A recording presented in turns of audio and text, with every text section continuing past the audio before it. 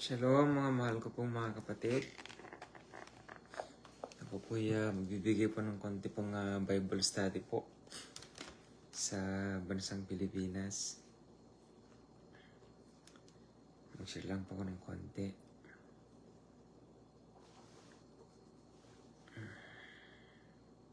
Bansang Pilipinas.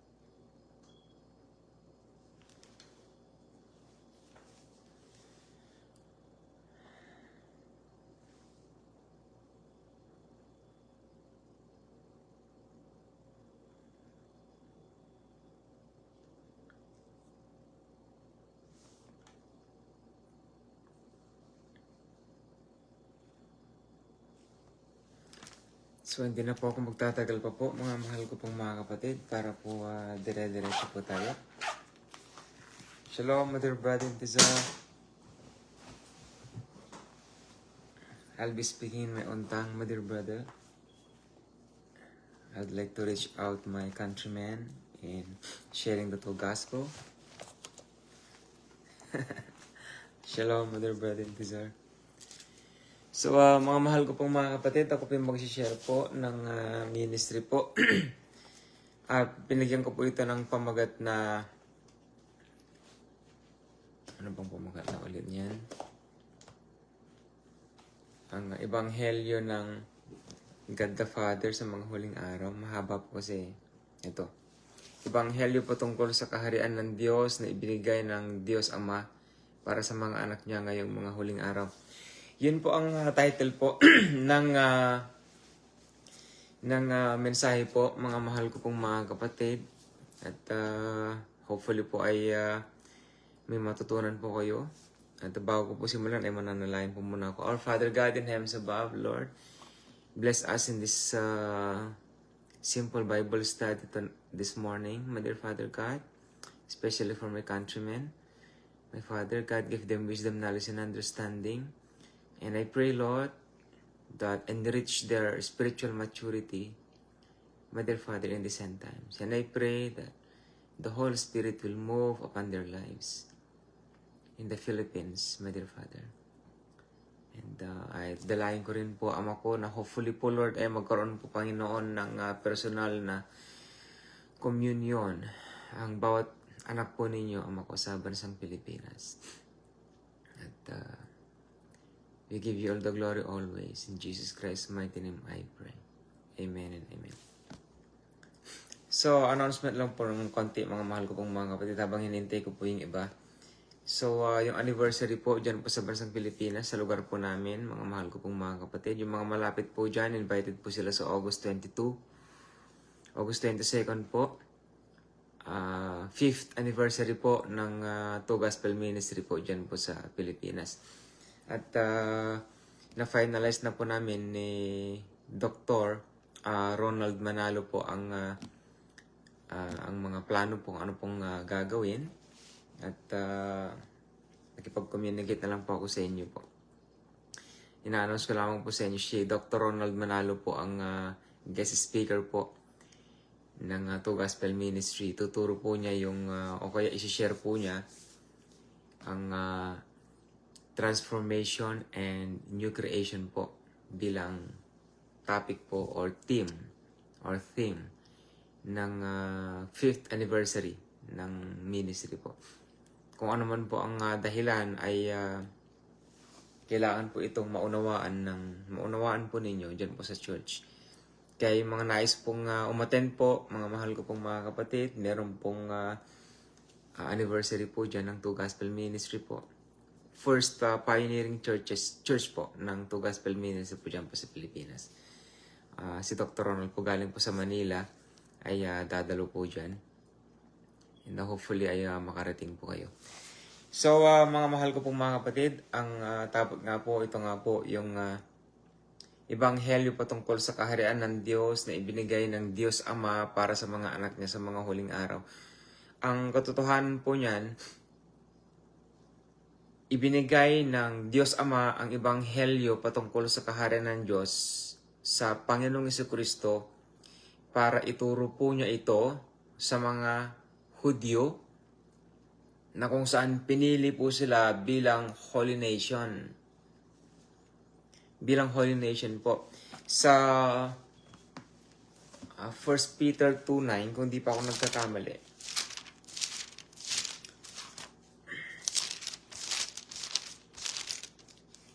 Sa 1 Peter 2:9 po, ang nakalagay po dito ay, "But ye are a chosen generation, a royal priesthood, an holy nation, a peculiar people, that ye should show forth the praises of him who hath called you out of darkness into his marvelous light." So, from darkness to light. So, it is biblical po yan. From darkness to light.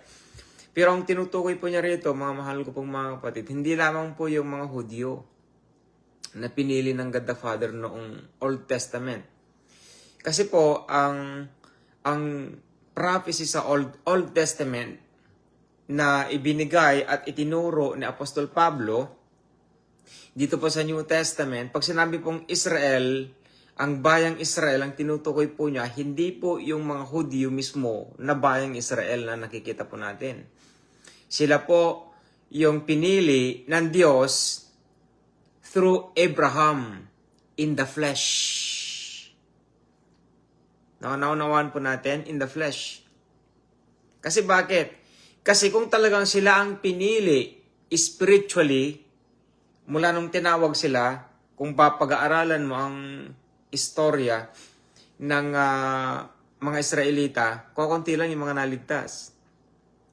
Kukunti lang po. Especially sa Hebrew chapter 11, Cloud of Witnesses, kukunti lang sila. Kung isa-summarize po natin. So, mula kay, tinan po natin, mula kay Adan at saka kay Noah. Kay Adan hanggang kay Noah. Ilan po yung mga naligtas kaya doon? Sa tingin po ninyo? Marami na pong tao nun doon. Billion na po siguro kung titignan po natin. From Adam to Noah. Nasa more than 1,000 years na po siguro yun, or more than around 2,000 years na rin po siguro. Kung pag-aralan po natin ang years. So ilang kaya mga naligtas doon? Kasi nakalagay doon, in terms of the flood, 8 lang. 8. Pero spiritually, ilan kaya sila? Ang napunta ng paradise doon sa panahon ni kay Abraham, doon sa ilalim ng lupa. Kung hindi po ninyo alam yun. Ang paradise po, yan po yung prison.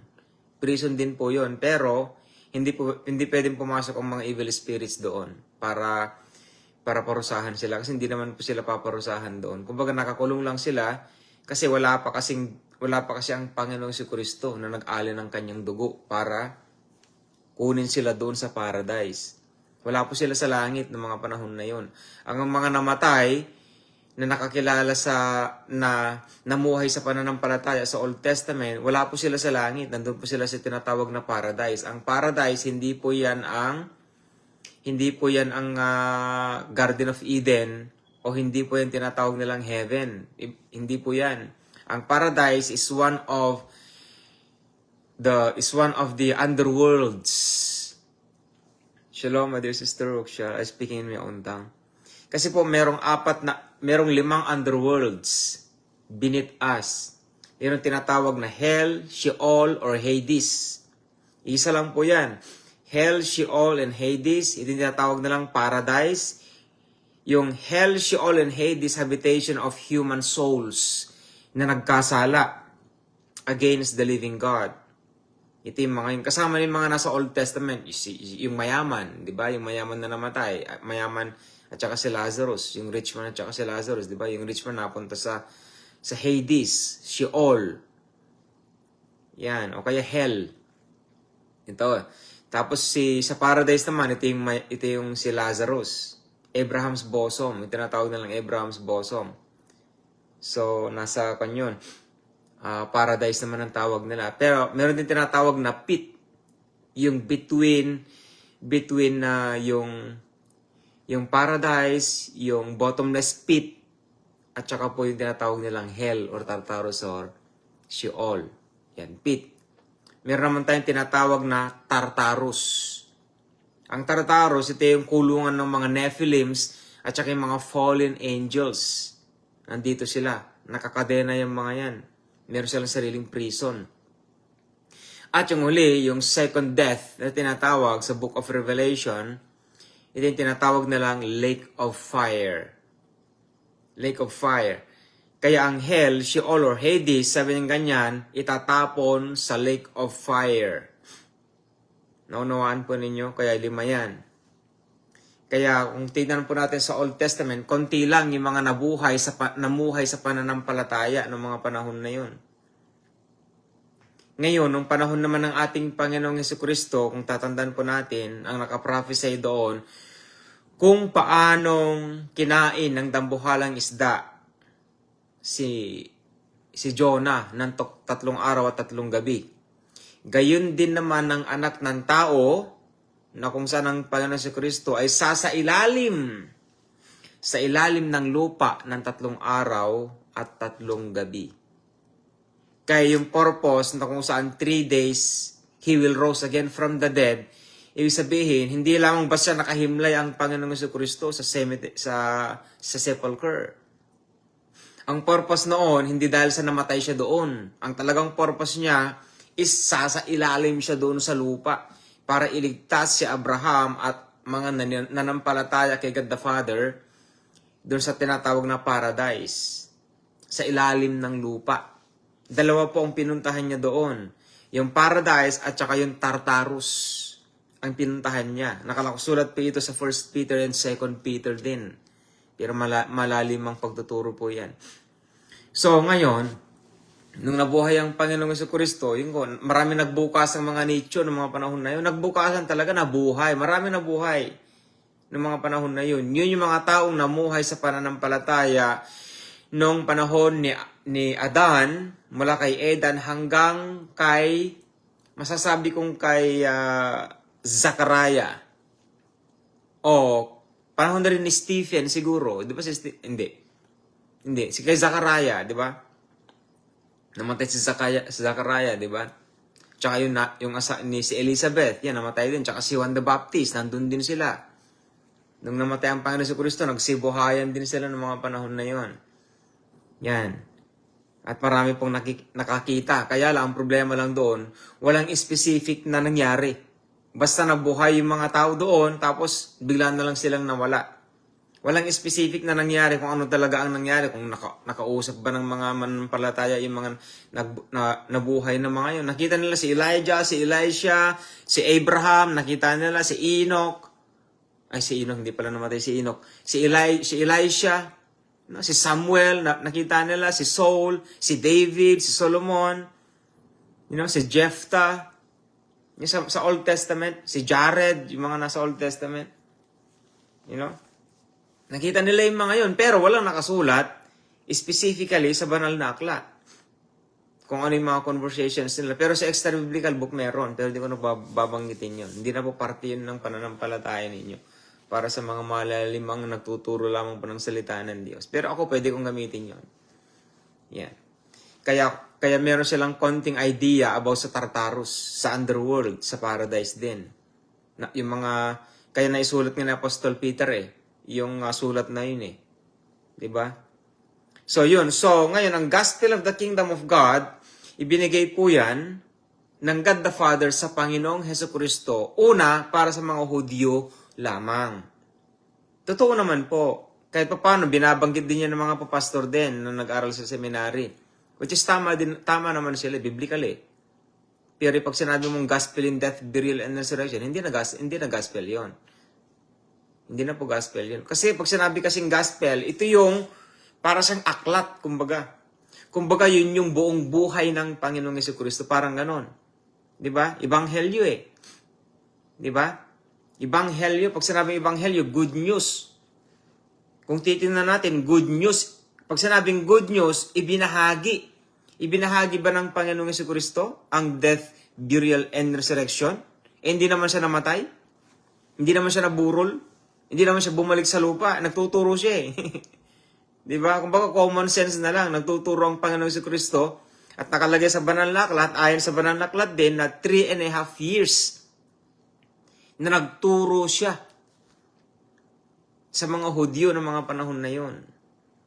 So, ano yung tinuro niya? Ito nga po, Ebanghelyo patungkol sa kaharian ng Diyos. Kaya mababasa po natin yan. Kaya sa Matthew, Mark, Luke, and John, may mga chapters po yan. Chapters 1 to 28, chapters 1 to 14, chapters 1 to 16, chapters 1 to 24, tsaka chapters 1 to 22. Yan, Matthew, Mark, Luke, and John.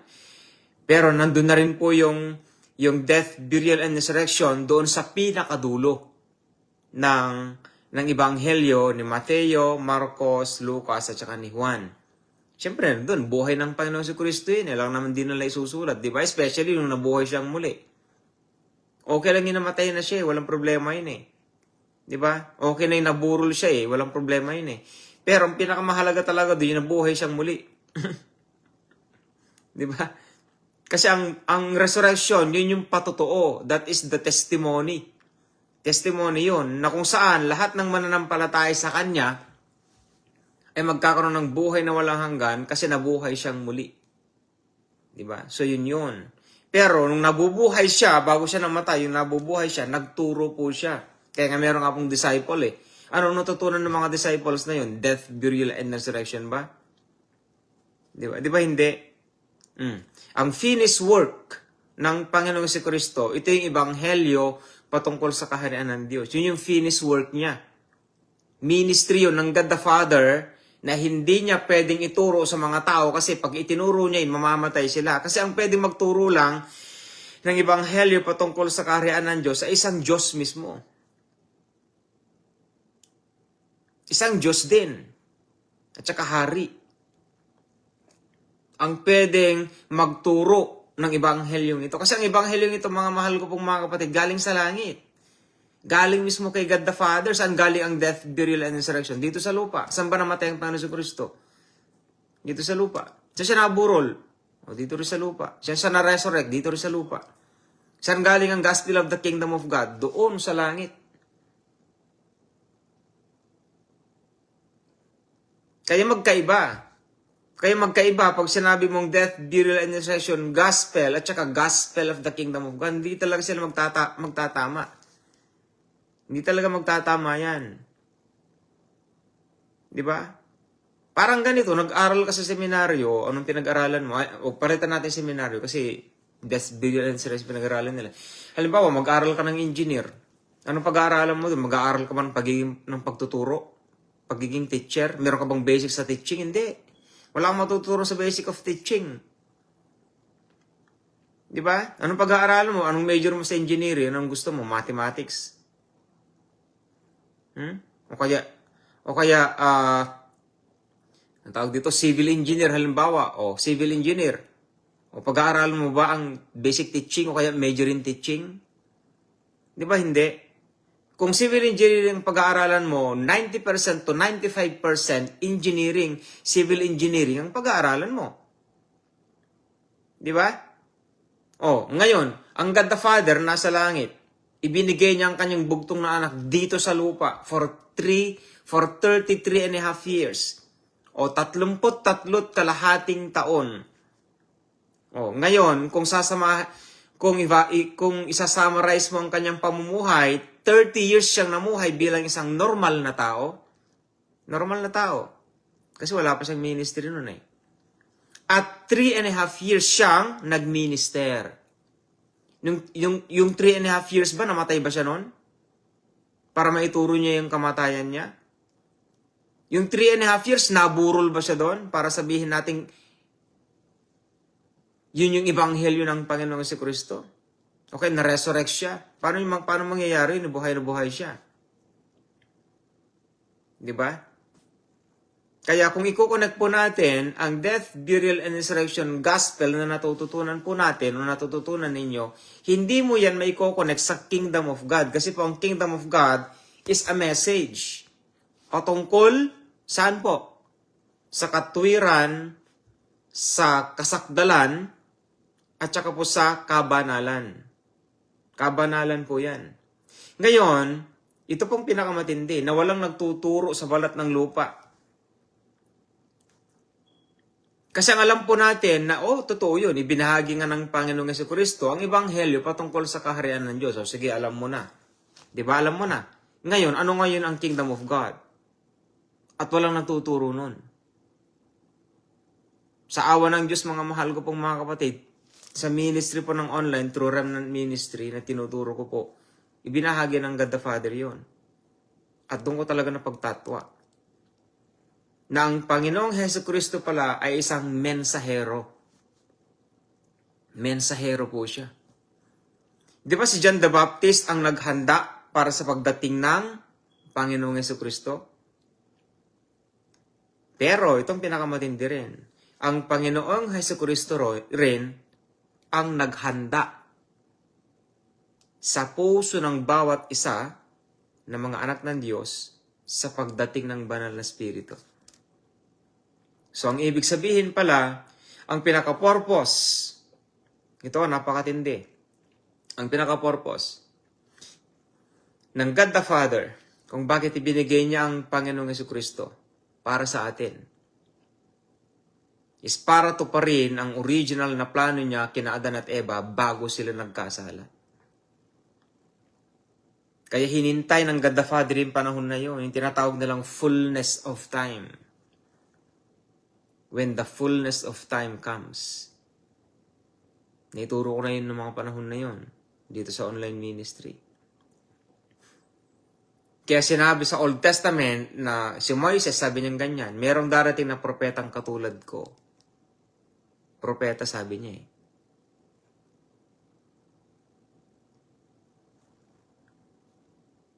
To prophesy.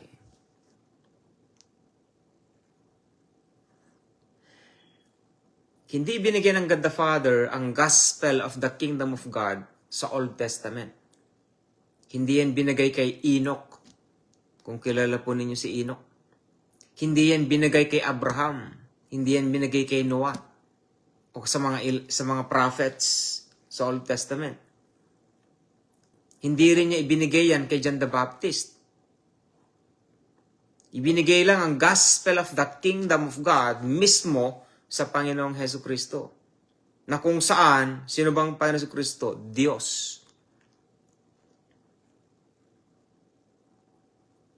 Ang bugtong na anak ng Diyos, ang hari, ang Panginoon. Hindi pa tagapagligtas eh. Katanggalin mo muna yung salvation na yan. Iba kasi ang salvation sa holiness. Iba yun. Magkaiba sila. Iba yung tinawag ka sa nabubuhay ka nung tinawag ka. Magkaiba yun. Halimbawa, inampon kita. Ngayon, pag inampon kita, yung ugali mo ba, hahayaan ko ba yung ugali mo na dating meron ka? Hindi.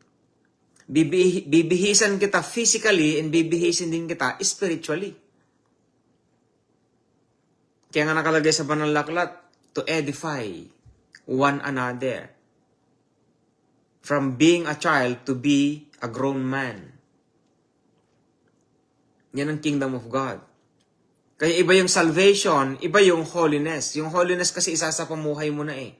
Isa sa pamuhay mo na yung bagong buhay mo. Kaya hindi mo masasabing nagkaroon ka na ng bagong buhay kung nagkakasala ka pa rin. Imposible yon. Imposibleng born again ang tawag sa iyo. Burn again, pwede pa. Hindi nababanggit masyado yan. Pag naririnig ko yung tinatawag na burn again ng mga panahon na yon, kung minsan naiinis ako eh. Kasi burn again, ano ba yung ibig sabihin nun? Sinunog ka uli. Which is, ngayon talaga, totoo yun. Napatunayan ko nga talaga. Burn again nga naman talaga.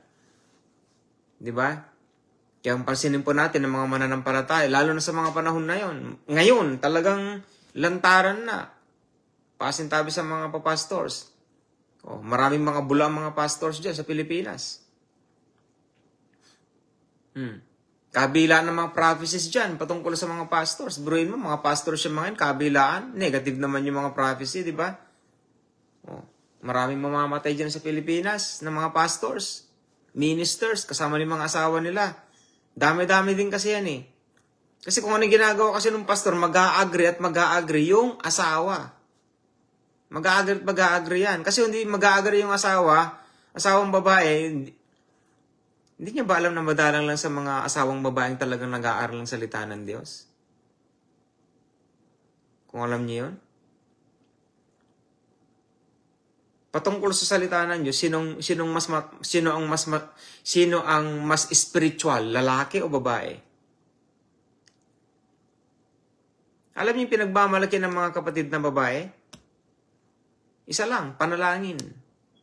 Kasi kapag ang husband, hindi sila nagkasundo ng babae, itong babae, pakikinggan nila. Pakikinggan ng God the Father. Pero depende naman kung sino nagkamali, di ba? Yun lang ang kapangyarihan nila, pero malakas. Pag nagkamali kang lalaki ka, pagka nagkamali ka, halimbawa, nag-adultery ka, nag-fornicate ka, whatever, nagkasala ka sa asawang babae, lahat ng mga desires mo na pinagpipray mo lalaki, husband, pag pinagpray yan ng asawa mo, against sa'yo, hindi mangyayari ang mga dalangin mong lalaki ka. Yan ang kapangyarihan nila. Pero pagdating sa pag-aaral ng salita ng Diyos,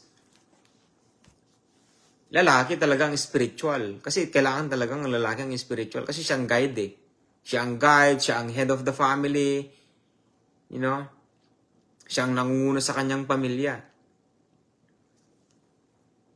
Kaya tinampo natin, ang gospel of the kingdom of God, ibinigay yan sa Panginoong Hesukristo na isang Diyos. At ang Panginoong Hesukristo lang ang kaisa-isa at katangi-tanging tao, nagkatawang tao,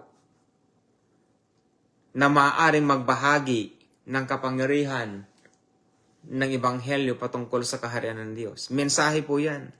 Salita. Ano yung salita? Mouth. Matthew chapter 4 verse 4. Man cannot live by bread alone, but every word that proceeded that cometh out from the mouth of God. Kingdom of God. Sino nagsabi nun? Ang Panginoong Hesukristo. Kaya lahat ng mga binitawan niyang mga pananalita, Kingdom of God. Why? Kasi siya mismo ang salita ng Diyos. God gave the gospel of the kingdom of God in fullness, without limitation, sa Panginoong Hesukristo.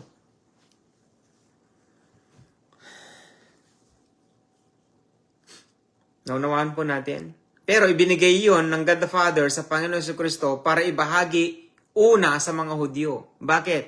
Kasi sila ang pinili physically, hindi spiritually kung tutusin.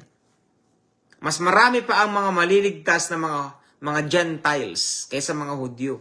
Tingnan mo, one nation lang oh. Ilang nations meron tayo? 195 nations, di ba? Certified, there are 195 nations around the world. Certified yon. Known. Kumbaga.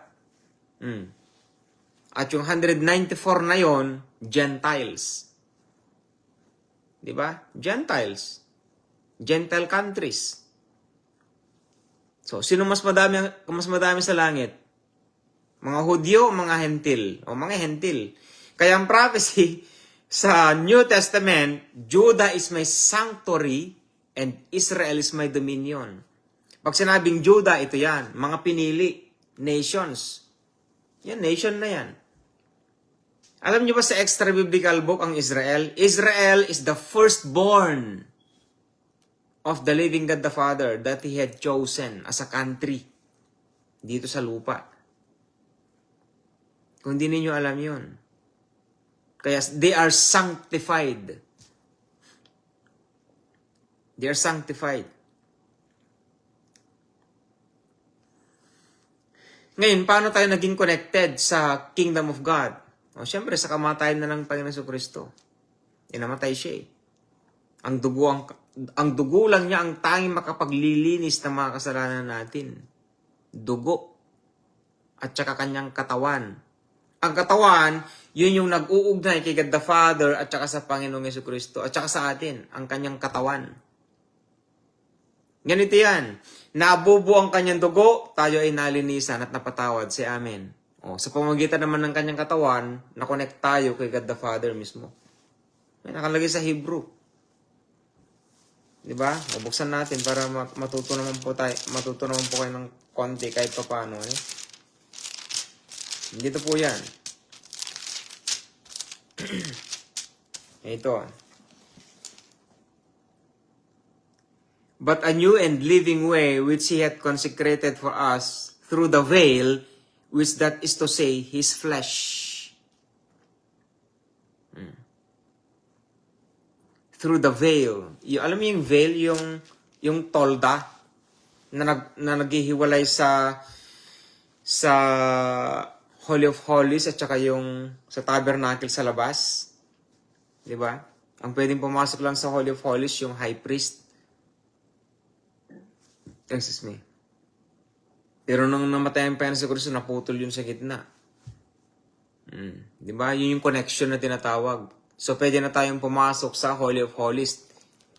Kaya, lahat ng mga nanampalataya sa Panginoon sa Kristo at nabubuhay o namumuhay sa righteousness, maturity, and holiness, makakapasok sa Holy of Holies. Pwede kayong manalangin.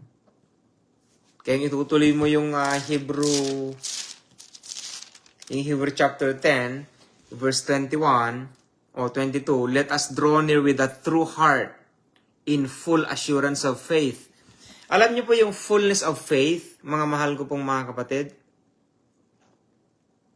Pamumuhay sa banal na spirito. Full assurance of faith. Yan ang ibig sabihin yan. Let us draw near with a true heart in full assurance of faith, having our hearts sprinkled from an evil conscience. So kahit nasabihin na natin mga anak tayo ng Diyos, meron pa rin mga anak ng Diyos na mga evil. Evil ang kanilang mga konsensya. Meron doon. Halimbawa, mga kapatid sa pananampalataya, nagpapalayas ng pastor. Kahit matino yung pastor, pinapalayas nila. Yun, evil conscience yung mga yun. Yung mga matitinong mga pastors, nilalabanan mo, against ka sa kanila. Evil yun. Evil conscience na tinatawag. Halimbawa, yung pastor na matino, nagtuturo ng kingdom of God, lalo na sa tithes and offerings, tapos ikaw na pastor. Hinahadlangan mo yung pagtuturo ng pastor na yon. Diba? Alam niyo yung tithes and offerings, bigyan ko kayo ng 10 minutes na pagtuturo dyan. Alam niyo, biblical ang tithes and offerings para suportahan ang simbahan. Sino ba yung simbahan na yon? Yung priests at saka yung mga Levites. Saan?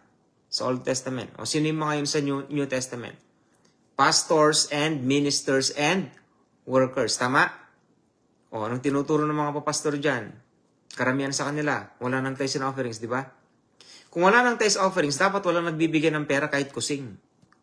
Huwag niyong bigyan ng kahit kusing ang pastor mo. Kahit giving, huwag ka magbigay. Bakit ka magbibigay ng giving? Hindi mo ba alam na bakit ka nagbibigay ng giving to suporta ng pastor mo? Alam niyo bakit itinuro ang giving sa New Testament? Kasi nga wala pang alam ang mga anak ng Diyos patungkol sa Kingdom of God principles. Ang isa sa mga principles ng Kingdom of God, tithes and offerings at saka first fruits. Yan yun. Ngayon, kung tatanggalin mo yan, edi wala sanang giving. Wala sanang giving. Ganun lang kasimple. Di ba?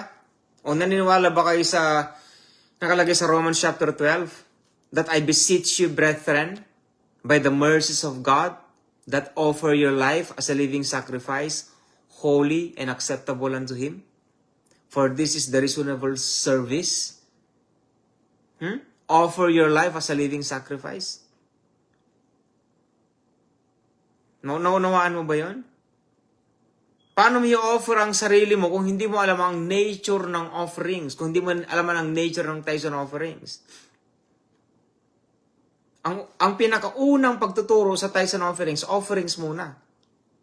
Ang offerings na ituro yan ng panahon ni Cain at saka ni Abel. Yun ang talagang original niyan. Naunang offerings kaysa ang giving, ay kaysa ang tithes or tithings. Ang tithings nagsimula yan ng panahon ni Abraham. Oh. Tapos ng panahon naman ni Apostle Paul, itinuro niya ang giving kasi nga itong mga Gentiles hindi nila alam ang law of God, hindi law of Moses Kaya nababali walang law of God kasi law of Moses ang binabanggit nila Kaya tinanggal nila ang tithes and offerings kasi nga law of Moses, hindi law of God. Pag sinabing law of God, hindi mababali yan. Ngayon, pag law of God, nababali ba? Nawawala ba? Hindi. Para saan ba yung tithes and offerings? Pang suporta sa mga, gagamitin ko na lang, matutuwid na mga papastor. Yung mga demonyo, mga papastor, hindi nila deserve yun kahit piso, kahit kusing. Bakit? Kulto. Evil nga Di ba? Demonyong mga papastor, ang tawag sa kanila, kulto. Meron bang born again na nagbo-born again na nakulto? Oo. Kaya meron tinatawag na burn again Dati hindi ako naniniwala doon. Ngayon naniniwala na ako. Burn again ang tawag sa kanila. Mga pastor na huwad. Marami ba dyan sa Pilipinas? Oo, marami. Gusto mong banggitin ng mga pangalan? Siyempre hindi na. Di ba? Pero sa mata ng Diyos, alam nila. Madalang lang matitunog dyan sa bansang Pilipinas. Kaya ito yung ebanghelyo patungkol sa kaharian ng Diyos. Ngayon, sa kaharian ng Diyos may mga batas, di ba? Kasi kingdom may mga batas Dito nga, nagtatax tayo. Diyan nga sa Pilipinas, kahit saang nation, nagtatax tayo. Ang taxing, yan yung physical na manifestation ng tithes and offerings sa spiritual through kingdom of God. To support the pastors and ministers and elders and workers of the church. Kung maaari lang. Kung maaari lang. Bakit kung maaari lang? Kasi malaking budget yun Di ba? Malaking budget yun. Kaya napakahalaga ng ganito sa ministry. Kaya lang yung iba, masiba sa pera. Kasi nami-misinterpret nila. Kaya nagkaroon sila ng gospel of money na tinatawag. Yung, tawag dito, prosperity gospel na. Kaya nga nagkaroon ng prosperity gospel Kasi nga, naging sumiba na lalo itong mga papastor na ito. Basta pagdating sa pera, masiba sila. Hindi naman nagturo ng Panginoon si Kristo ng pera. Di ba? Nagturo ba siya? Hindi. Ang tinuro niya Seek ye first the kingdom. Kaya kung gusto mong yumaman, kapatid ko, yun ang sikreto. Seek ye first the kingdom of God and His righteousness. Ano yung righteousness ng kingdom? Ano yun? Ano yung righteousness ng kingdom, mga mahal ko pong mga kapatid? Di ba nakalagay doon sa 1 John chapter 3 verse 7? Ito Little children, let no man deceive you. He that doeth righteousness is righteous, even as he is righteous. Kung sino man daw ang gumagawa ng katwiran ay matuwid. Ibig sabihin, ang katwiran na yun, ginagawa mo, hindi yun binigay sa'yo. Binigay ba sa'yo yung katwiran, kapatid? Hindi. Ginagawa mo yan. Bakit? Isa ka ng bagong nilalang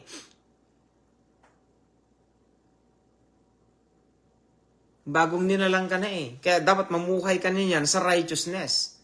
Kaya seek ye first the kingdom of God and His righteousness. Ano yung righteousness na yon?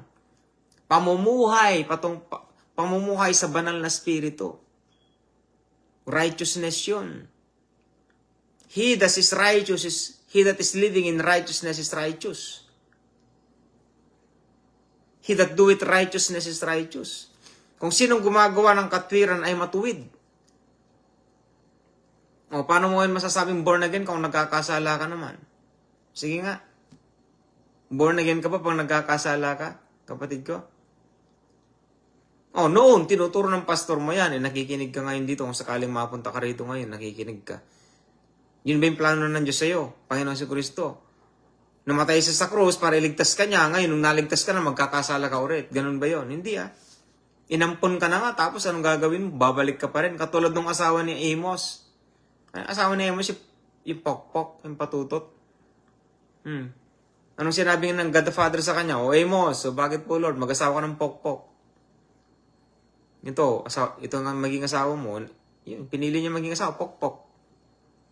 Magkakaroon kayo ng anak. Yung anak mo, ganito ang ipapangalan mo kasi ganito mangyayari sa Israel. Sipigan mo ulit yung asawa mo. ang ipapangalan mo sa anak mo, ganito, ganyan ang mangyayari sa Israel. 3 beses yata yung nanganak yun eh. Anong ginawa ng pokpok na yun, asawa niya? Propeta asawa nun, si Prophet Amos. Anong ginawa? O bumalik sa pagiging pokpok. Kung nakakita sa kanya, isang mayaman. Ngayon, itong mayaman, kumbaga, inampon itong si Pokpok, asawa ni Amos, nung nagsawa na, binenta. Di ba? Tapos nung binenta, nakita ni Amos yung asawa niya, nahanap niya eh. Nung nakita nung Amos yung asawa niya, binili niya ulit. Which is biblical pa rin. Ang hirap naman ng asawang gano'n, no? Asawa mo, Pokpok, sino nagbigay siya, God the Father. Ang hirap naman ng gano'n. Di ba? O, ang sabi ng God the Father, bilhin mo ulit yung asawa mo. Binili niya. Ganyan din ang gagawin ko sa Israel. Di ba? Binili tayo ng kanyang dugo.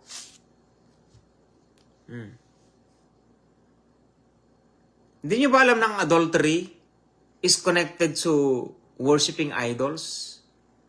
Hindi niyo ba alam yon? Adultery is connected to worshiping idols. Idolatry.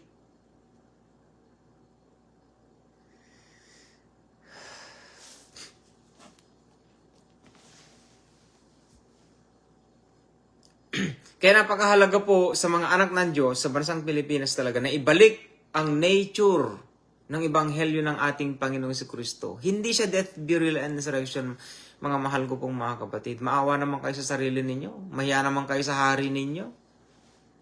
Mahiya naman kayo sa Panginoong Jesucristo. Hari siya, di naman siya tagapagligtas talaga eh. Alam niyo bakit siya namatay bilang tagapagligtas? Para matupad ang nakasulat sa Old Testament.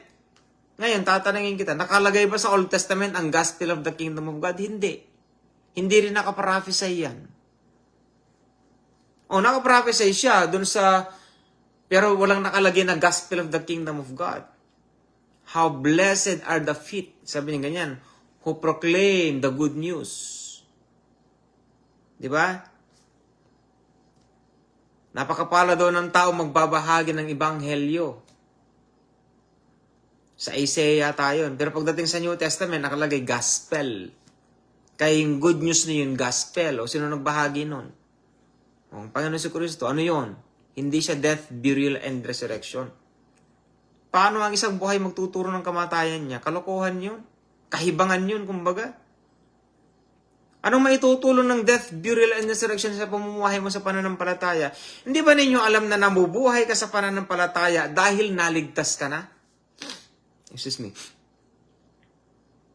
Hindi nyo ba alam yon?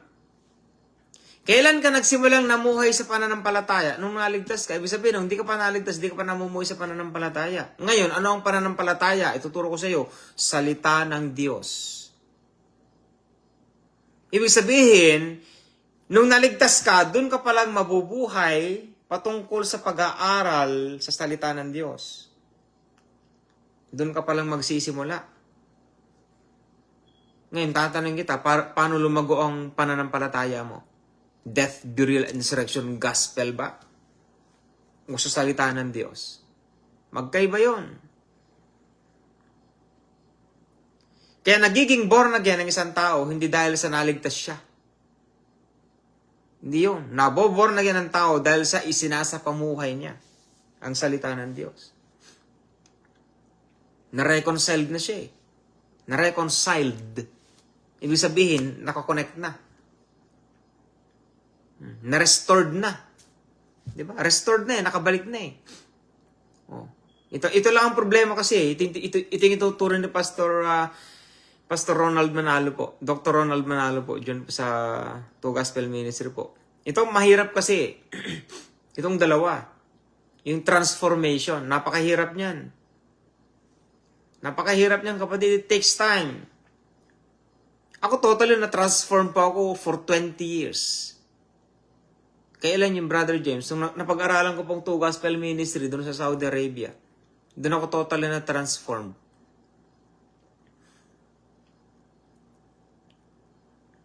Alam niyo po nung nag-aaral ako sa Saudi Arabia, yun pa yung talagang pinaka-seminary ko po eh. Alam niyo yung pangunawa ko po tungkol sa kaligtasan? Nung naunawaan ko to gospel ministry, di ba nakikita niyo yung kamay ko? Kumbaga, ang box of theology ng kaligtasan ko, nandito lang yan. Pero nung napag-aralan ko to gospel ministry, nakikita niyo pa bang kamay ko? Hindi na, ne? Ganyan ang to gospel ministry. Walang boundary. Walang boundary yan. Kasi ang to gospel ministry, pananampalataya ng kaligtasan at pananampalataya patungkol sa kabanalan. Magkaiba yun. Ano yung pananampalataya patungkol sa kaligtasan? Siyempre, pag-aaralan mo muna, hindi ka mananampalataya halimbawa, wala kang kaalam-alam sa kaligtasan sa Panginoon sa Kristo. Ang alam mo lang, yung alam mo. O, halimbawa, Scientology, o naniniwala ka sa science, di ba? O, naniniwala ka sa nanotechnology, o multi-universes, quantum physics, quantum AI, yan, dami na. Di ba? O, ngayon pala, hindi mo alam, meron palang gumawa ng mga quantum na yan. Meron palang Diyos na buhay. O, syempre, so paano ngayon mabubuo yung pananampalataya na yun? Konti-konti, di ba? Nabubuo yun. Salita ng Diyos yun. Kaligtasan eh. Hindi ka paligtas nun eh. Di ba? O, balikan natin yung hindi pa tayo ligtas. Halimbawa, wala kang alam sa salita ng Diyos, wala kang alam sa kaligtasan. Kilala mong Panginoon Kristo pero wala kang relasyon, tama? O, halimbawa, doon tayo. Kilala natin ng Panginoon Kristo, wala tayong relasyon. So, kilala lang natin. Yan. Kaya hindi kasi lahat ng mga Kristiyano, kapatid ko, mapupunta ng langit. Hindi lahat ng Kristiyano born again. Pati pastor. Maraming pastor hindi born again. Ang talaga mga born again lang ng mga pastors dyan, konti lang po, mga mahal ko pong mga kapatid. Bilang mo lang sa kamay mo. Ilan ba ang kamay mo? O, 10. Punta ka sa lugar mo, sa barangay mo, sa city mo. Ilang pastor ang matitino dyan? Ilang pastor?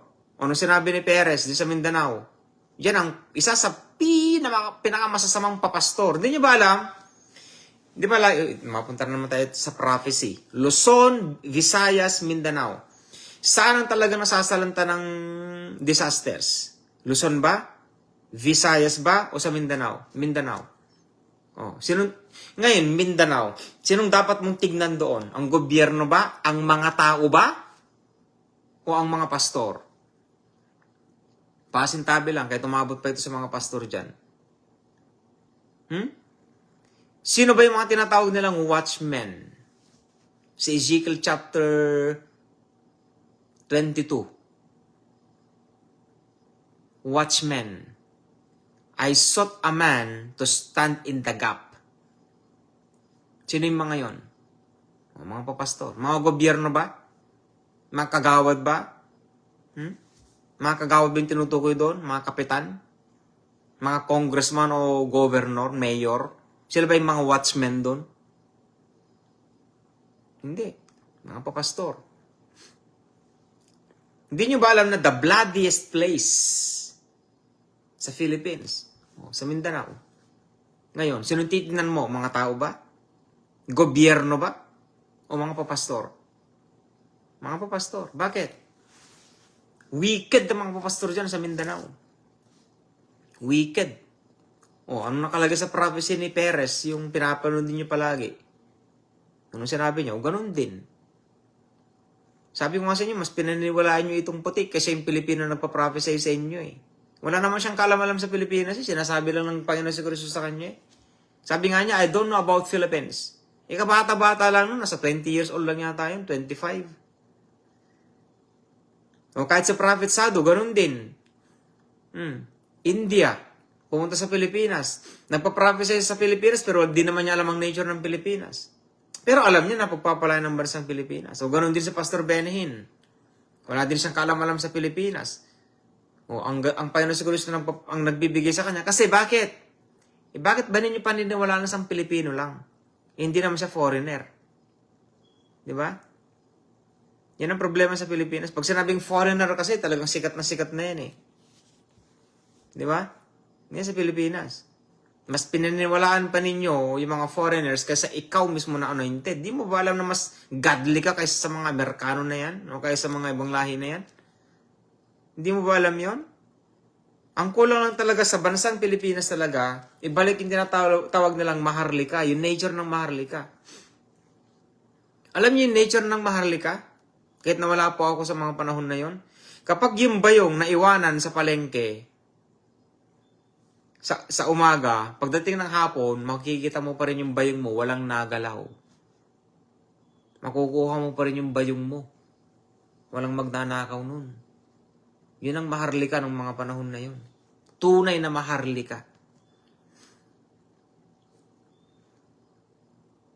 May makakakita ka pa ba ng maharlika sa mga Pilipinong kalahi natin? Ni hunihaw nga, hindi na eh. Dito nga, hindi kami nagpapansin na eh. Maliban kung talagang magkakilala kami. Halimbawa, nakilala mo sa basketball. Yan. At least nakilala mo sa basketball. Pag nakita mo sa ibang lugar, oh, kapatid, bro, kumusta? Pero hindi mo siya nakilala kahit saan. Yung baga first time mo, tinginan lang kayo. Wala man lang ngiti.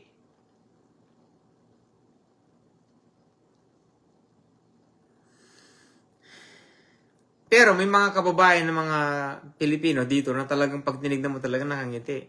Pag kinausap mo talagang Pilipino talaga. Yung talagang godly. Alam mo yung godly na talagang, alam mo yung nature ng isang maharlika? Alam po ninyo yun? Na-civilized na kasi tayo eh. Na-civilized ng mundo. Na-civilized na rin ng iba't ibang doktrina. Huwag kayo magagalit sa akin. Oh, katulad ng vaccination yan. Di ba? Katulad ng vaccination yan. Maraming vaccines. Di ba? Ganon din yun. Maraming theologies. Pinagsasaksak ninyo sa buhay ninyo. Ganon yun. Pero yung pananampalataya, wala. Di ba masakit yun? Di ba? Nasaktan ba kayo? Pwede pa bang mag-repent? Oh, syempre, wala man rin posible sa Diyos eh. Ang problema lang kapag AI ang napasok sa buhay mo. Yung nanotechnology napunta sa buhay mo, yun ang problema. Ako naniniwala ako, hindi lahat ng vaccine may nanotechnologies. Pero naniniwala akong ganito. Ang ibang mga vaccines lason, kaya yung iba, namatay.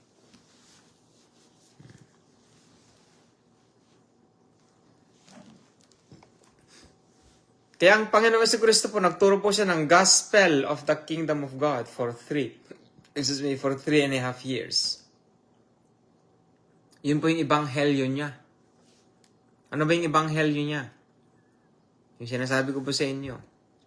Siya yung mensahero ng pagdating ng banal na spirito. So, ang ibig sabihin, ganito. Ang pundasyon ng gospel of the kingdom of God ay ang pagdating ng kaligtasan mo. O, mali ka. Ang pundasyon ng ebanghelyo patungkol sa kaharian ng Diyos ay ang pagdating ng banal na spirito. Ang tanong, meron ka bang Holy Spirit? O, wala ka pa sa kingdom. Yun ang ibig sabihin nun.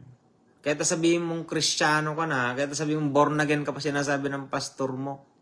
Kahit ang pastor mo pa mismo magsasabi, mga born again tayo. Born again, maniniwala pa ako. Dati hindi ako naniniwala doon, ngayon naniniwala na ako. 100%. Born again. Mismo mga papastor pa ang nangunguna. Para masunog ka ulit sa impyerno. Bakit? Okay lang siya magkasala eh.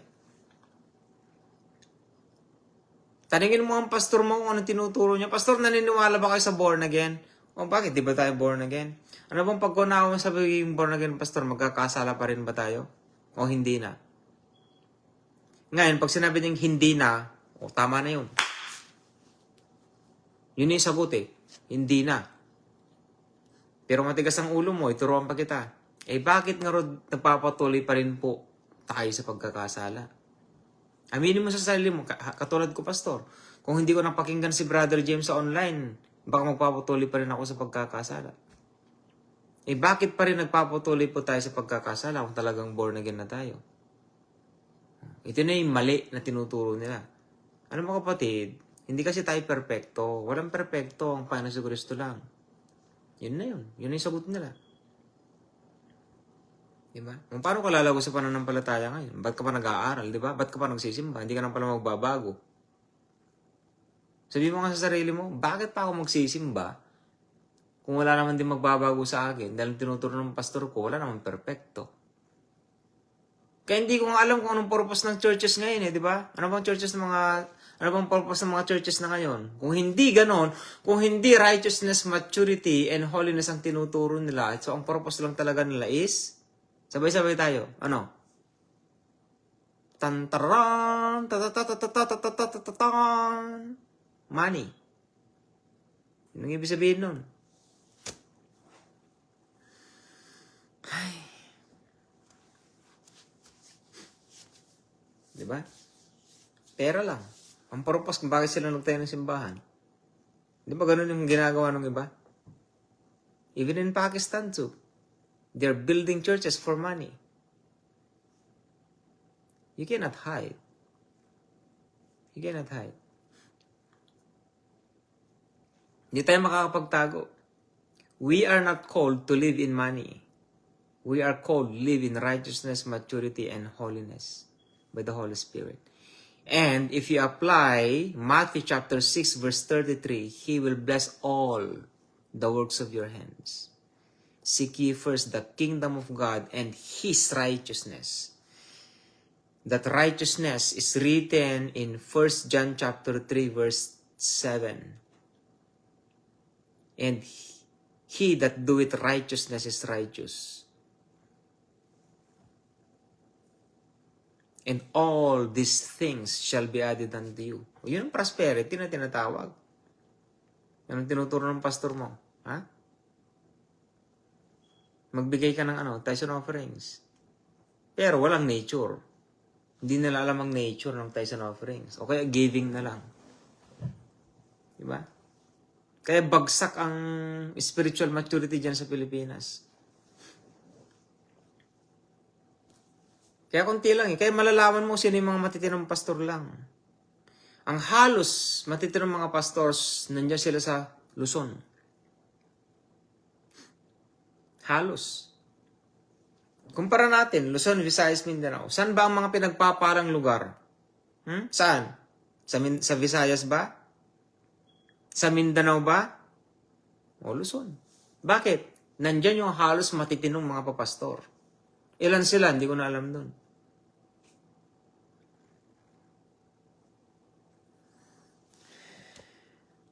Sino ang halos nakaka-receive ng anointing sa simbahan? Yung mga nasa unahan ba o nasa likuran? Nasa unahan. Subukan mong umupo sa unahan, kapatid. Subukan mong umupo sa unahan. At ibigay mong buong buhay mo sa pagpupuri sa Diyos. Every Sunday, tinanong mo, magbabago ugali mo. Oo, kasi, bakit? Kung tama yung anointing na nasa harapan. Ngayon ikaw, umupo ka doon sa likuran. Tingnan mo kung ano ang mangyayari sa'yo. May magbabago at magbabago. Kaya pwede nga lang, nasa harapan lahat ng mga anak ng Diyos Kaya lang hindi merong nasa hulihan talaga.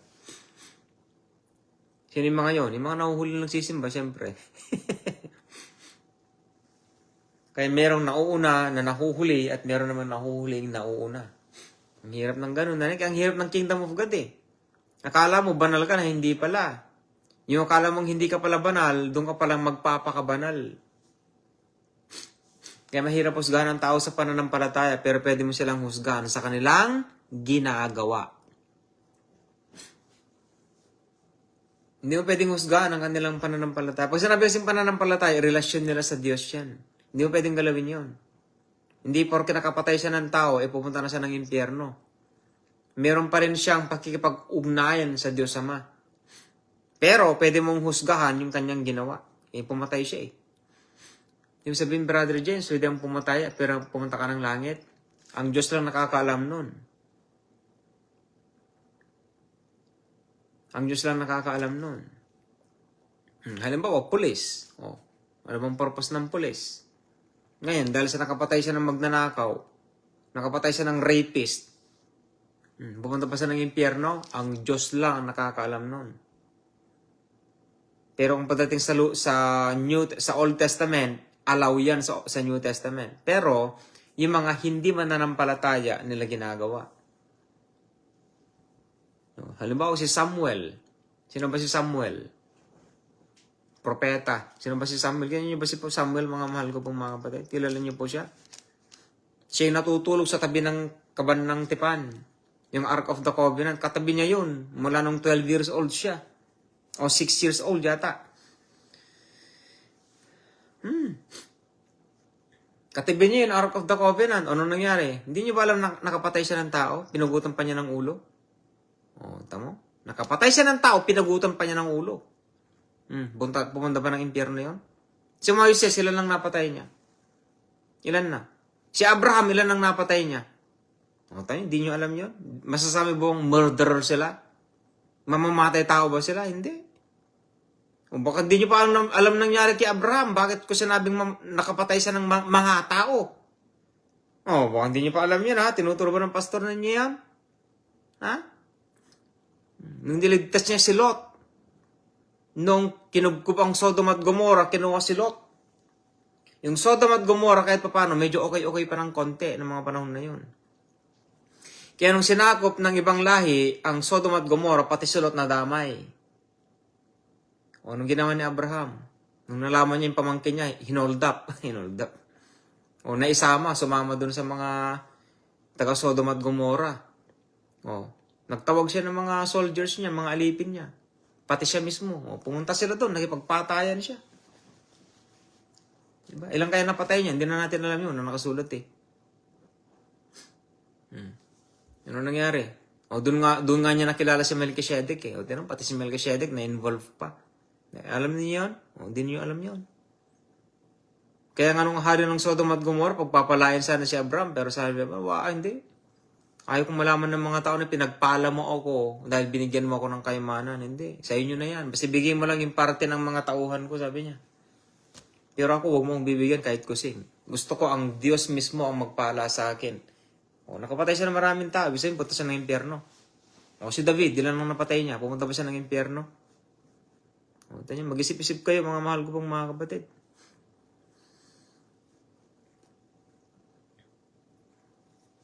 Kaya sabi nga ng Panginoon si Kristo, if I kill you, nakapatay ka na. Kingdom of God po yun. Pag sinabing, papatayin kita! O, pinatay mo na yun. Ang hirap na eh. Manggagahasa ako ng babae. Tapos nakikita ka ng babae, naglalakad lang oh. Nalilibugan ka na oh. Ganito, binuksan mo na yung ganito, ganyan-ganyan. Meron nang nangyari sa inyo, adultery na yun. Ganun katindi ang kingdom of God. Ang lalim pala ng kingdom of God, Brother James. Kaya nga walang nagtuturo niyan eh. Kasi mga pastor hindi rin qualified. Kahit sila mismo, mga papastors, hindi sila qualified. Ang hirap nun. O, sabi ng lumang tipan, bawal pumatay. O, ano nakalagay dun sa salita na yun sa New Testament? Pag sinabi mong, I will kill you, pinatay mo na. I hate you, sabihin. Kasi, ang tinitingnan kasi doon, yung motive ng puso mo eh. Pag yung kasalanan nag-conceive na dito, kahit wala ka pang ginawa physically, nagkasala ka na. Ito yung tinatawag sa Marxism. Ano yung si Marxism? It is your consciousness.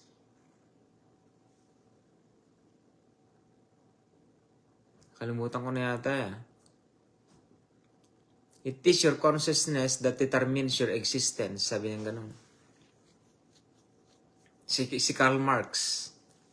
Kailan ba yung si Karl Marx sa Marxism? Sa history of communism? Karl Marx. It is your consciousness that determines your existence. Sabi naman nung teacher niya, si Vladimir yata, hindi ako nagkakamali. May teacher siya, nakalimutan ko ng Lord eh. Sabi kasi nung teacher na, it is your existence that determines your consciousness. Sabi naman ni Karl Marx, no. It is your consciousness that determines your existence. Sabi ng teacher ni Karl Marx, kung ano daw yung ginagawa mo, yun daw ang laman ng puso mo. Kung tinan mo, may punto rin naman. Pero sabi naman ni Karl Marx, hindi. Kung ano yung laman ng puso mo, yun ang ginagawa mo. Kasi, Ang paliwanag niya ganito. Halimbawa, nakapatay ka nga ng tao. Ibig sabihin, magkakasala ka na. Oo, hindi. O, karamihan sa inyo, sasabihin na, nagkasala, nakapatay siya eh. Pero hindi. Paano pag inutusan siya? Dahil no choice siya. Sige, pag di mo papatayin ko mga anak mo. Yun. Kaya sinabi ni Karl Marx, mali yun. Hindi ako ganun, sabi niya. Kung ano yung laman ng puso mo, yun ang ginagawa mo. Ibig sabihin ganito. Halimbawa, nasa puso mo, papatay ka na ng tao. Nasa puso mo na eh. Kahit hindi mo pa pinapatay yun, nagkasala ka na. Sa Diyos yun, pero sa kay Karl Marx hindi. Kasi, hindi naman maka-Diyos si Karl Marx eh. Pero kay Karl Marx, sabi niya, kung ano yung laman ng puso mo, halimbawa, gusto mong pumatay ng tao, nandito na yung puso mo eh. Nakahanda ka na eh. So, pag nakita mo na yung tao, papatay mo na. Yun ang sinasabi na lang, sa pamagitan ng iyong konsensya, ay makikita yun sa iyong gagawin. Pero sa Diyos, hindi. Dito pa lang, nag-conceive na yung kasalanan mo rito, kahit wala ka pang ginagawa, nagkasala ka na. By your hearts, nagkasala ka na. Ganun kalalim ang kingdom of God. Death, burial, and resurrection ba yan? Gospel. Oh. Kaya malalim.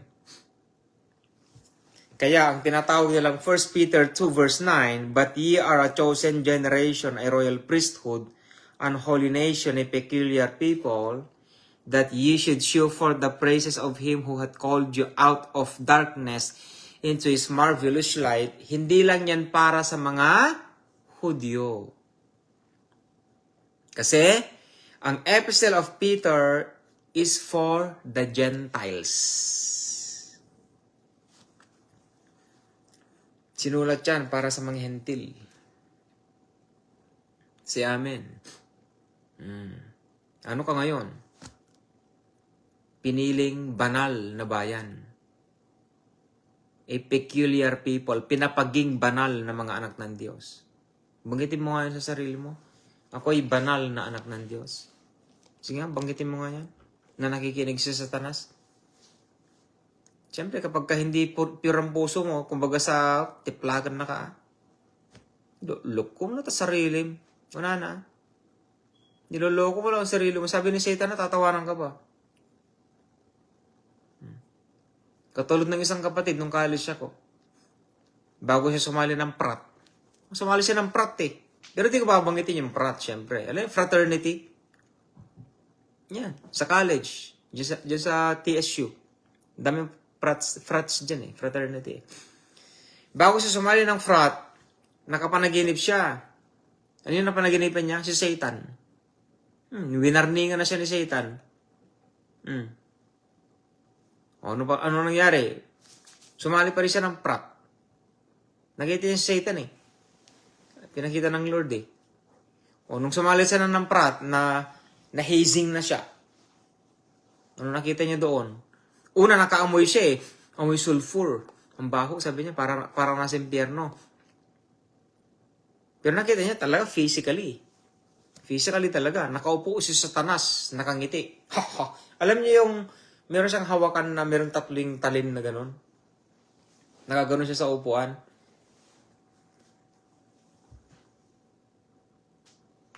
Ganon. Kaya lahat ng mga fraternities, tinang yung espiritu, meron siyang gano'n, no?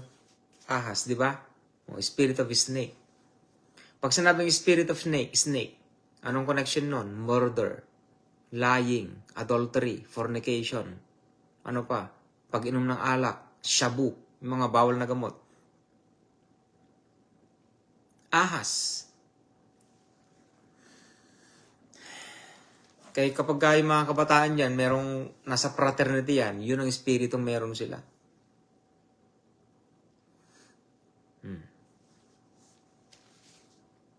Yun. So, for you are a chosen generation. Tayo po yung tinutukoy po niyan. A royal priesthood. Bari mo? Elite. Kaya sabi ko nga sa inyo, maharlikang bansa eh. A peculiar people, pinapaging banal. A holy nation. Gentiles ang tinutukoy niya rito na mga, who hath called you out of darkness, na tumawag sa inyo mula sa kadiliman, ignorance, patungkol sa kaliwanagan, Holy Spirit. Kaya the final ministry of God the Father is for the coming Holy Spirit. Kaya kapag ang isang anak ng Diyos meron ng Holy Spirit, if a certain person has the Holy Spirit, the ministry of a certain pastor is finished upon him. Why? Kasi ang Holy Spirit ang magtuturo sa iyo kung ano ang iyong lalakaran. Siya nang magtuturo sa iyo ng maturity. Kaya nung natanggap kong banal na Espiritu, nung araw na tinanggap kong Panginoon sa Kristo bilang Panginoon sa sarili kong tagapagligtas, nandun na yung plano ng Diyos sa akin. Kaya alam ko talaga, in the future, magkakaroon ako ng ministry. Bakit? Sa nakikita ko rin kasi. Di ba kung minsan nag-evaluate ka rin? Alam niyo po, pwede ko bang i-share yun, Lord? I-share ko po sa inyo, Hindi niyo po ba alam, mula na po nung nakilala kong Panginoon sa Kristo bilang Panginoon sa sarili kong tagapagligtas. Puro Diyos ang nasa isip ko. Palagi ko po siyang kinakausap. Lagi. Ganun. Kaya namumuti na yung buhok ko Nakita yung mga buhok kong puti.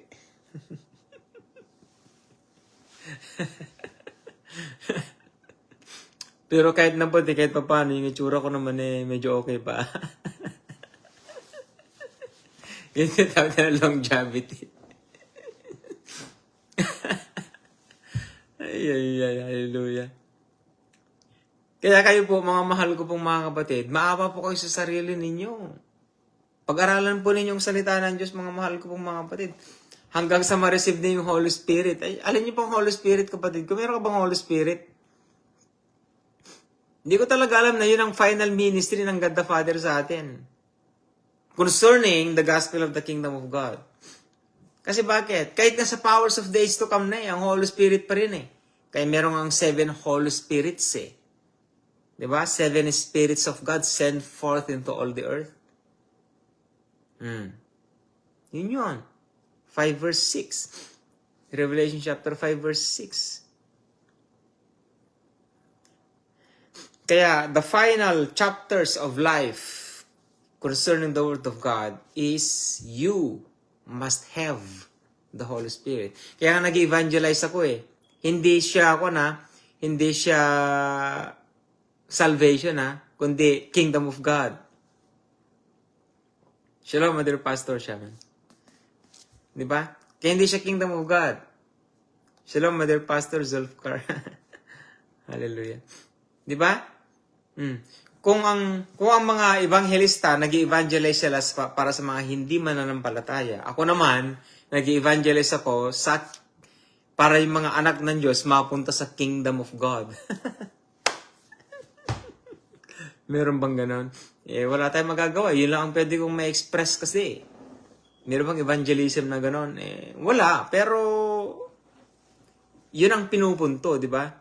Bakit ba ako nag-share ng kingdom of God sa inyo? Para kayo maniwala. At para magkaroon kayo ng banal na spirito. Sino bang may ayaw sa banal na spirito?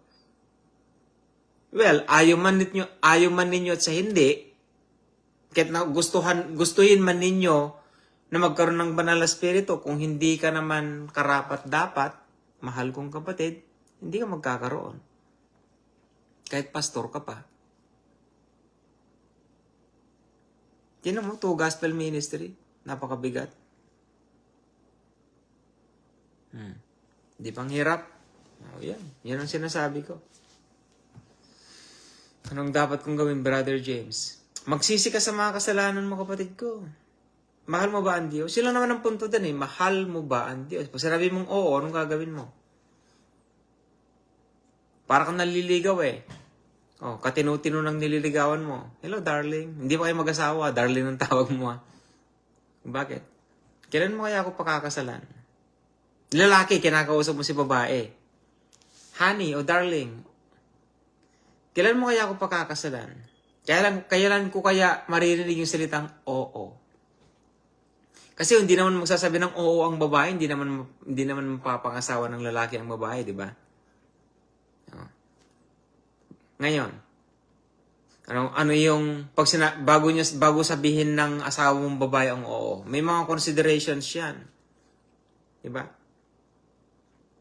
Huwag mong gagawin ng ganito, ganyan.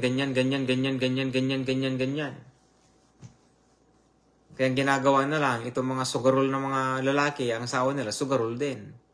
Itong mga manginginom na lalaki. Di ba? Yan ang problema. Kahit na manginginom yung asawa nila, tinatanggap pa rin nila. O anong nangyari? Ayun, consequences.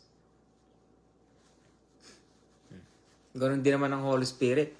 Pag sinabi mong, Holy Spirit? Oh yeah, bakit? Pumasok po kayo sa buhay ko.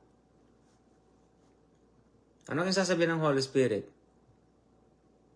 Paano ko papasok sa buhay mo? Ganyan naman ang alam mong ebanghelyo. Death, burial, and resurrection naman. Okay lang naman kahit magkasala ka dahil hindi ka perfecto. Hindi ako pupunta sa buhay mo kasi papatayin na lang kita. Mapapatay pa kita. O siyempre, bakit siya mapapatay kapatid ko? Kasi, ang glory kasi, ito din ang Holy Spirit kasi is apoy. The Holy Spirit is fire. Diba? He will baptize you in the Spirit and fire. Tsaka Diyos yan. Holy Spirit. Papapasukin mo sa isang katawang makasalanan, madumi, malinis, malinis, madumi, madumi, malinis, malinis, madumi, malinis, madumi. Hindi pwedeng ganon. Subukan mong magpakatotoo sa girlfriend mo. Ipakita mo talaga kung sino ka.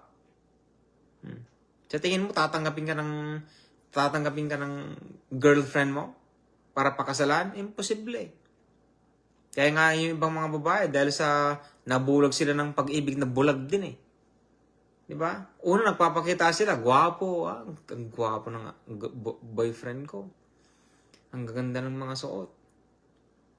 Pero kapag kasama ka lang. Pero pag di ka kasama, nandun naglalasing. Diba? Naglalasing.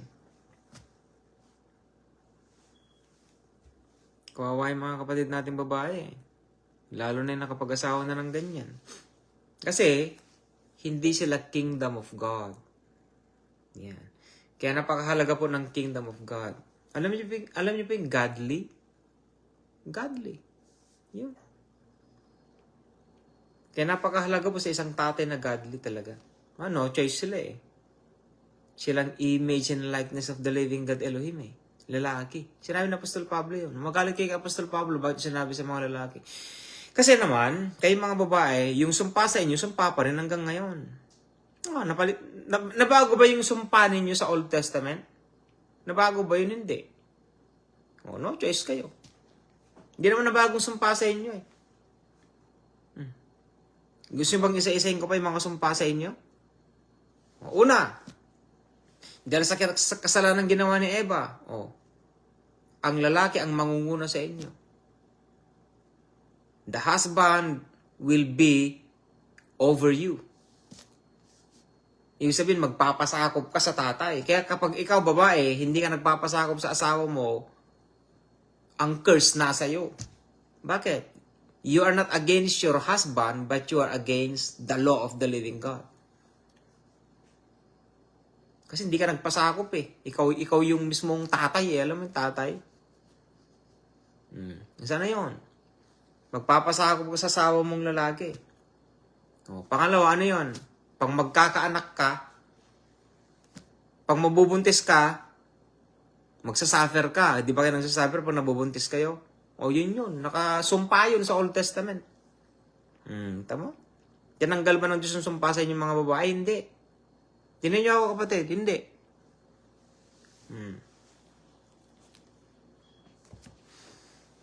May sumpa na nga sa inyo, mag-aasawa ka pa ng alam mo na, wala na. Wala na mangyayari sa pamilya talaga pagka ganun. May sumpa na nga sa inyo mga babae, tapos ganun pa yung asawa mo, lasinggero, basagulero, ano pa. Ano pa? Yun. Tapos sinasabi pa ninyong born again ako. Pag talagang born again ka, matino ang pamilya mo. Ganun ibig sabihin nun. O, syempre. Pag born again ka, matino ang pamilya mo. Maayos ang pamilya mo. Bakit? I have never seen a righteous begging for bread. Doon pa lang, blessing na yun. Meron nga tayong isa sa mga pastor sa Pilipinas, hanggang ngayon, hindi nagkakasigit yung mga anak nila. Hopefully, praise the Lord, hallelujah, until the end. Brother James, bakit po, pastor? Mula nung nag-serve ako sa Panginoon Kristo, hanggang hindi nagkakasakit ang mga anak ko. Which is blessing yun. Malaking blessing nun. O, ikaw. May sakit ka na nga, lasinggero ka pa, sira pang pamilya mo. Hindi hirap ng ganun, eh. Tapos, Kristiyano ka pa, sinasabi mong born again ka. Paano ayusin ng pastor ng death, burial, and resurrection niya? Hindi niya maayos yan. Mahirap paano ayusin yan, mahal kong kapatid. Napakahirap. Kingdom of God. Ang Kingdom of God po yan, mahirap yan. Hindi po madali. Tingnan mo naman, ano bang madali sa Word of God? Sige nga. Ano bang madali dyan? Spiritual po ito eh. Ang spiritual, hindi mo nakikita. Ngayon ito, nababasa mo, pero kailangan mong isa pamuhay. Ngayon, pag isa na pamuhay mo, makikita mo ba? Hindi. Tingnan mo paano si Kristo, man shall not live by bread alone, but from every word that proceeded out from the mouth of God. So, paano mo kainin ang salita ng Diyos? Nakikita mo ba? Hindi. Nababasa mo, pero hindi mo nakikita. Yung spiritual na transformation niya sa'yo pag sinapamuhay mo ang salita ng Diyos. Kung may basic na kayo kante.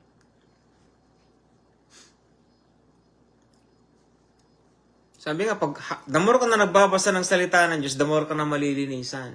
Eh, sabi ng Panginoon Kristo yun. Gusto mo magbago? Gusto mo magbago sa buhay mo? Spiritually? Personally? Actually, mahirap. Mahirap talaga ang first steps sa spiritual maturity, Holy Spirit muna. Dapat magkaroon ka muna ng Holy Spirit. Hanggat wala kang Holy Spirit, walang pagbabago sa iyo, kapatid ko. Pwede ka bang ibigay yun? Hindi. Brother Jens, pwede mo bang ilayhan sa akin? Kahit hindi na, manalangin ka na lang. Manalangin ka na lang. Kasi personal na relationship mo yan eh. Tinan mo nung nagturo sa Pastor Peter, sa kina Cornelius. Di ba? Nilay hands bang kanyang mga kamay sa mga tao na yon kay Cornelius? Hindi. Sa kalagitnaan ng kanyang pagtuturo, ito ng Holy Spirit, oh. So, nag-speaking in tongues sila. Naglay hands ba siya? Hindi. Kahit nga ngayon, pag nagsasalita ako ng Word of God, pwedeng bumabang Holy Spirit sa iyo. Kung naintindihan mo ako. Anytime.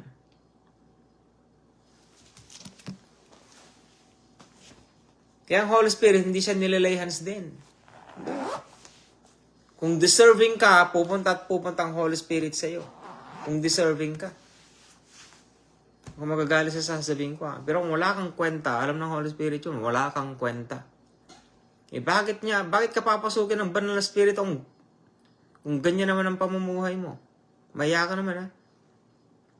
Kapal naman ang mukha mo, sasarang born again ka. Sige, sabihin mo lang sa bunganga, pero hindi sa puso.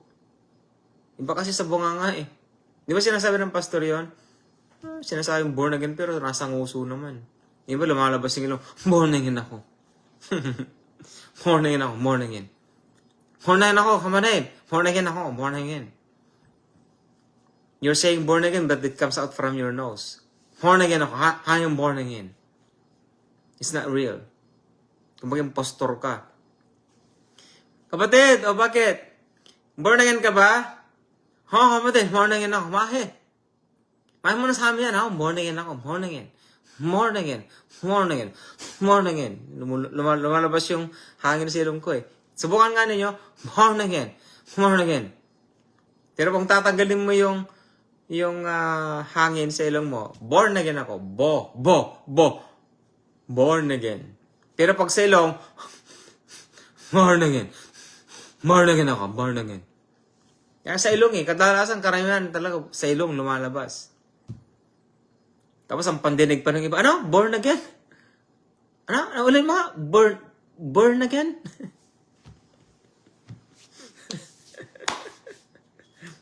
Ang talagang born again, mga mahal ko pong mga kapatid, transformed. Transformed sila. I'm a new person. My old life is already been passed away. And behold, the new things has come. New things, new life. Yun ang born again, nung tinatawag. Kaya nung hindi ka pa mananampalataya, lasinggero ka, tapos nung nanampalataya ka na sa Panginoon Hesus Kristo, lasinggero ka pa rin, hindi ka born again. Christian ka lang sa nguso, tsaka sa ilong. Yun yung tinatawag din ng mga impostor. Itong problema. Ito huwag kayong magagalit pasintabi lang Alam ko meron. Alam mo talaga. Ano yung brother dyan? Sabihin mo nga. Dati, hindi ka manginginom, di ba? Hindi ka manginginom. Tapos nung nakilala mo ang Panginoon Hesus Kristo sa buhay mo, after a few years or after a month, umiinom ka na. Meron bang ganun? Alam ko, meron. Oo. Alam ko meron. Ganon din yung paninigarilyo. Hindi siya naninigarilyo pero umiinom. Puta sa naninigarilyo. Hindi siya naninigarilyo. Tapos nung nakilala niya ang Panginoon Hesus Kristo, after few months, naninigarilyo na. Alam ko meron. Bakit mo alam, brother? Alam ko talagang meron. Alam ko talaga. Alam ko talagang meron. Alam kong meron. Pastor nga Nagkakasala Di ba? Pastor na yon. Di ba? Di ba, hindi naman siya dating babaero? Hindi ba dati wala siya asawa? Tinan mo. Bago siya nagpastor, may asawa siya. Yung asawa niya, original. Nagpastor na siya, after few months, few years, ayun na, meron siyang babae. Di ba? Nakakaya yun? Di ba? Yan sinasabi ko. Posible talaga. Bakit? Walang Holy Spirit. Una, walang Holy Spirit. Pangalawa, yan, nabulag na ng kamunduhan. Yan. Nabulag na. So, yun po yung simple Bible study po natin. Yung mga nais pong matuto, nagtagalog po ako. Ayan. Pero mga kapatid po natin sa Pakistan, nandito po sila. So, manalangin pa tayo. Ama namin Diyos na makapangyarihan sa lahat. Thank you so much, our dear Father, for your ministries in Pakistan, first of all. And their ministries in the Philippines, my dear Father, and to all your people who are watching and, the online ministry. Thank you so much for blessing them. And our dear Father, I pray, Lord, to lead them according to the ways of life. Life of the Holy Spirit. Life in the Holy Spirit. And let them know, my God, the Holy Spirit, who really you are. And even to me, of course, because you are God of my life. And I want to know more about you, my God, the Holy Spirit. And my God, Father, and my God, Jesus Christ. All of us, actually. All of us, our dear Father. God, increase our relationship with you. God the Father, God the Son, and God the Holy Spirit. You called us in this end times, Lord, so may your will be done. And bless your ministers and pastors and coordinator, Father God, in Pakistan, Lord, and also in the Philippines. And to all brethren who are listening and believing in your message that you have given me online. My dear Father, thank you so much, and we give you all the glory always. In Jesus Christ's mighty name, I pray and we pray. Amen and amen. So, thank you so much for watching, my dears. Even though I talk to my unknown tongue, it doesn't matter if you understand it, but I know some of the messages you have understood, my dear brothers and my dears. So, shalom to all of you, my dears, and bye-bye.